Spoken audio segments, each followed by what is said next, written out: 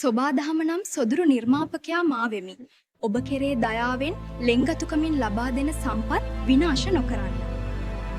වනාන්තර විනාශ කර සොබාදහමේ තුලිතතාවය බිඳ දමා ඔබ මවන සංවර්ධනය මිහිපිට යදාවත් නොවේ.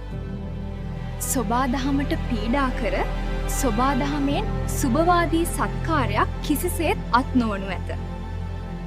ගහ, කොළ, ඇල, දොළ, සතා සිව්පාවුන්ගේ පවතින තුලිත බව සංවර්ධනයේ මුලාවෙන් අහිමි නොකරන්න. අවශ්‍ය වන්නේ ඇල, දොළ, වන සතුන්, ගහ, කොළ සුරකින තිරසාර සංවර්ධනයක් වග සිහි තබා ගන්න.